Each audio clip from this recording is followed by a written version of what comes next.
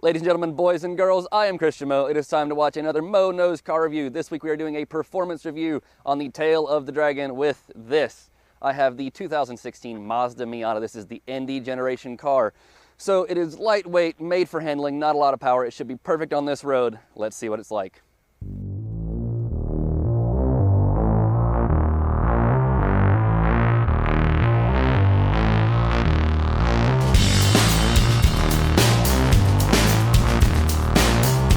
So the first thing that becomes very obvious with the Miata is just how little this thing weighs. When you're coming through some of these really tight bends, you just fling it in and there is almost no weight behind you trying to drag the car around. It feels extremely playful.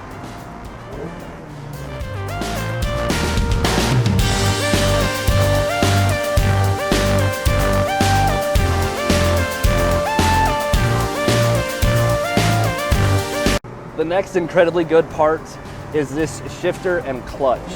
Man, the shifter is just perfect. It's really smooth, it's really crisp, the throws are super short, and the clutch really easy to modulate, doesn't take a lot of weight, doesn't take a lot of power to kick that thing in and out. Really short throw, it's awesome.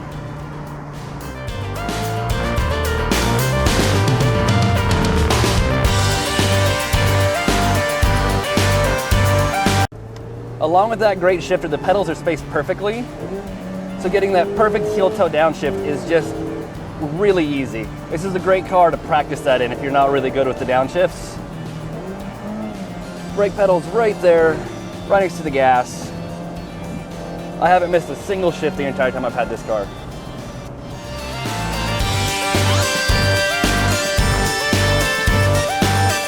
So the trim level on this car is Club. And because this is a Miata Club, what that means is I have different suspension from the standard Miata. This is using a set of Bilstein dampers that are a bit stiffer and have different damping rates. So the car's a little bit flatter through the corners. It's a little bit more neutral in the way it handles. And I think it really makes a difference in the car. It's something you should seriously look into if you're a performance enthusiast.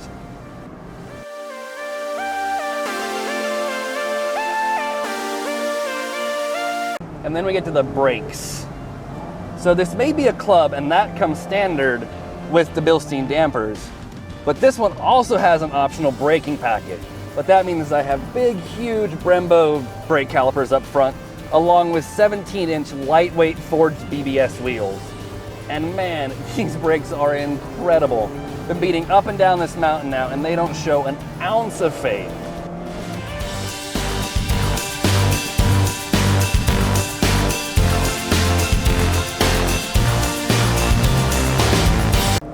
In fact, now that I think about it, I'd say the only thing these brakes need to be track ready would just be a more aggressive set of pads.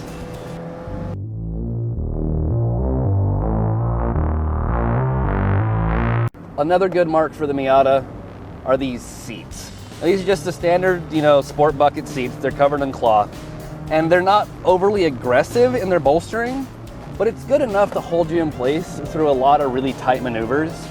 If you were going to put aftermarket springs or something on this, make it handle even better and take it to track days, you'd probably want some real racing seats.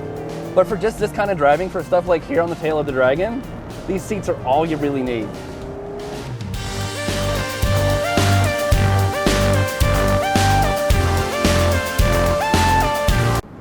But now we get to my favorite part, I think, which is the motor in this little car.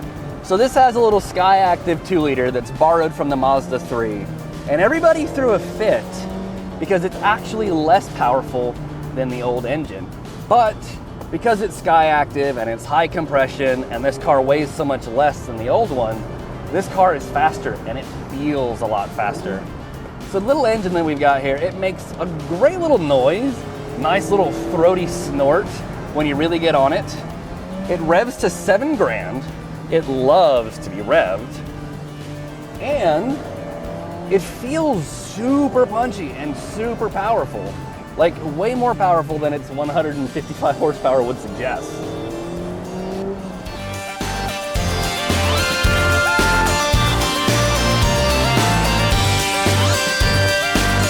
So the car has the motor, it has the chassis, it has the brakes.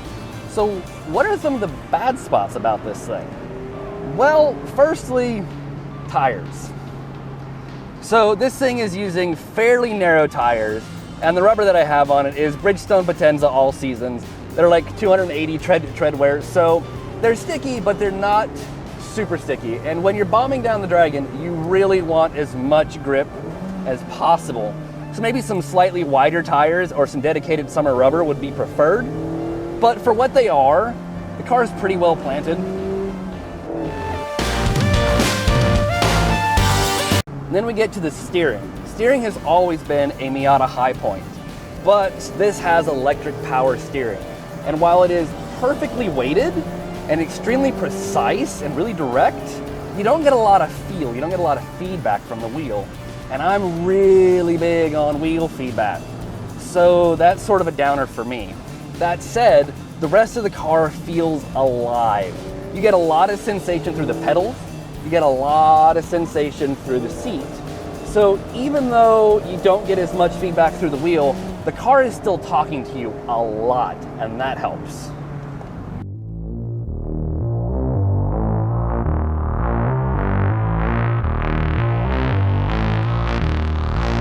So now that we've beaten on this thing, let's do a bit of a cool down.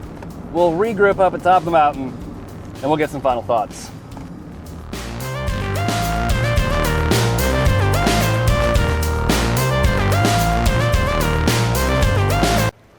So there you guys have it.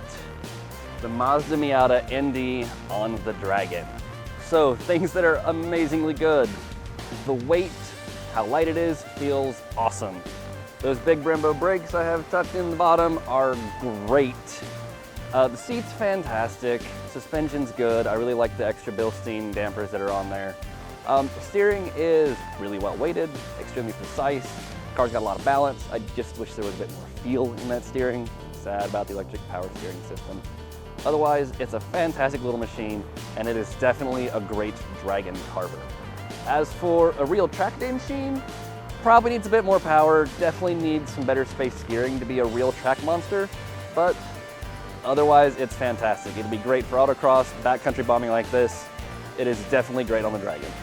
So once again, I'm Christian Moe. This has been a driving review for Moe Knows. This is a Moe Knows Cars video.